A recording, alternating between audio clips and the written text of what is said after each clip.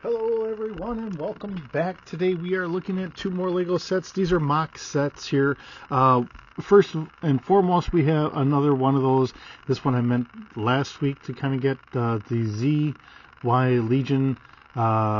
This is a 152 millimeter SPGH Dana. This is a mobile artillery piece. I've got a little printout here, and I'm trying to. This is a self-propelled artillery piece. I'm trying to see exactly what country's using it. Czechoslovakia is using this. Now Slovakia. So, it's an interesting concept. To me, it almost looks like an M1 Abrams tank cannon on top of like a version of a Hemet from the U.S. military, but obviously I'm sure that they're making it themselves, and just kind of going from there. It's an interesting, like I said, it's an interesting concept. I mean, as a mobile artillery piece, it's 6 wheels. It looks wonderful, looks interesting. I kind of like the design. That's why I kind of picked it up. Building this, again, I had the same issues I had with the last one, where some of the Technic pieces weren't fitting quite right and they were very loose. I could pick it up and I'd have a couple tires fall off because of the Technic pieces. Otherwise, going through this, and of course I built all this stuff off screen while I'm watching some anime and being mauled by the cat. But it works out pretty good. The windshield here was a little tricky. I found that I didn't have certain parts in the right spot, so I had to kind of tear apart things and then rebuild it. That's on me. That's not on their building. The instructions are, again, a little on the smaller side.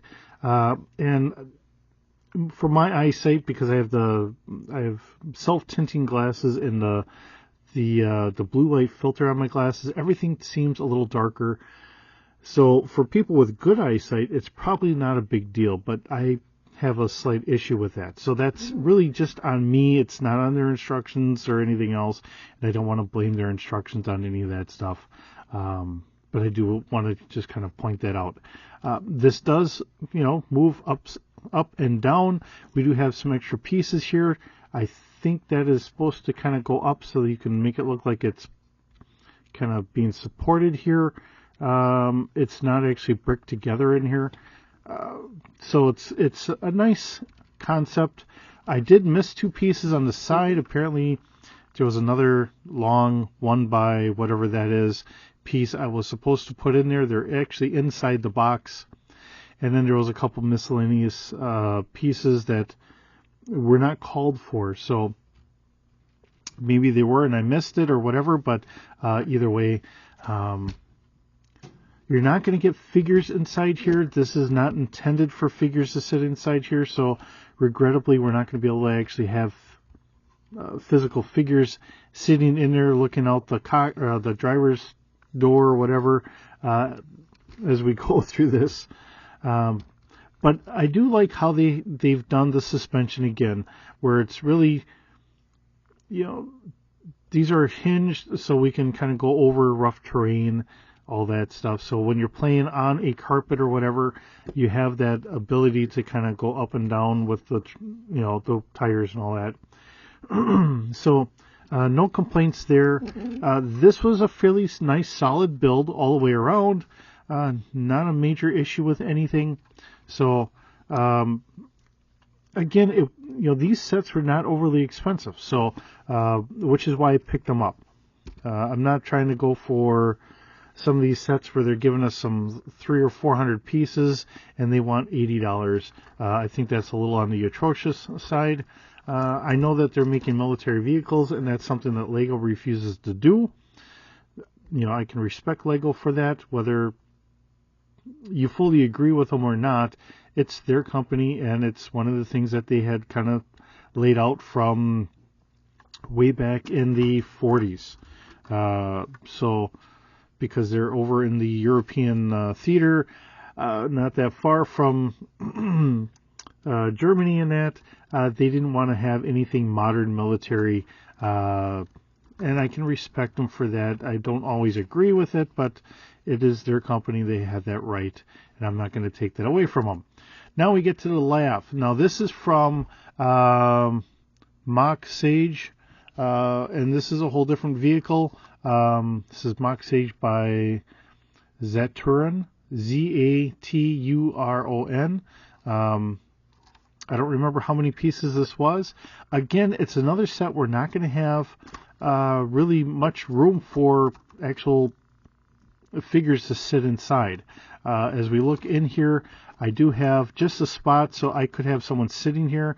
The hatch is going to be open, and their arms are going to be sitting there. But then if you want to move the turret, you're going to have the cannon for your turret up all the time. So that is one issue there. And as you can see inside, we could possibly put some figures here. These are on hinges, so we'd have to push that out a little bit as I knock off that.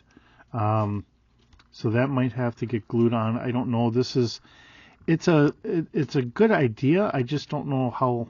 I mean, because these are only on by one peg. Quality wise, I think it's pretty good for the most part. Our propellers on the back, these are like the Ninjago stars. My only concern is that they might fall off in the back, but they are holding on fairly decent. But you could spin them around a little bit if you wanted to. The doors, again, as another little, maybe we could have done something a little different here. And obviously I've grabbed the wrong, this is a shorter piece that's probably should be up front. And this is a longer piece. I think we should have had another piece to hold all this in down below here, personally. And then, because this is our hinge and it's only held on one spot. So the door itself is actually held by two graspers, while the whole hinge assembly is by one. And there it falls off. So it's all the way up here and it's easy to fall off. Not really what we want. And the good news is, all right, well, the doors are falling off. You do see that we do have room inside here, so you can throw a couple figures in there, but there's not much else you can do. This is pretty solid in here. This has all been bricked up underneath all this, so that's all solid bricks going up here.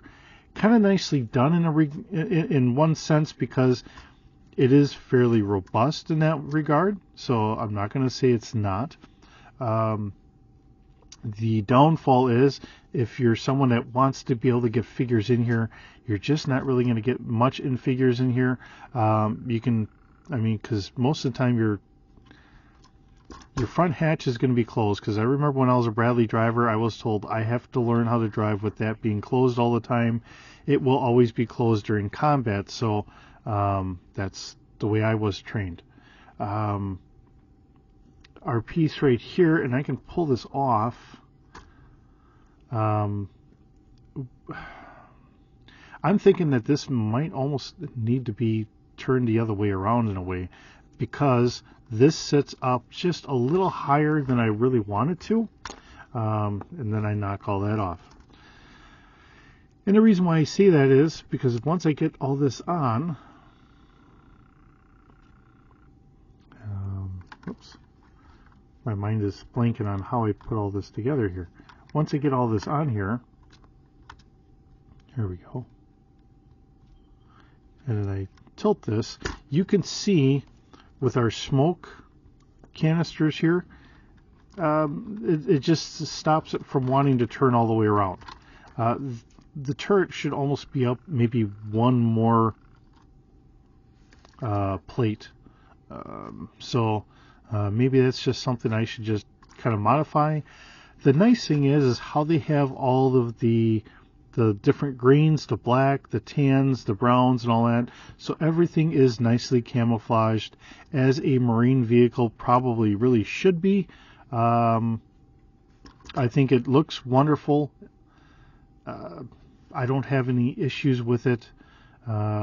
It's just, I don't know if, looking at this, and anybody that's in the Marine Corps and has worked on these, wouldn't this would be like a muffler and an exhaust, wouldn't that be going up instead of down? So anybody that really knows, it shows it going down, but wouldn't that be going up? So I know on our Bradley, it came off on the side, almost in the same spot. It came off to the side, and we had a water barrier that always got kind of fouled up because the exhaust was always going over the canvas there.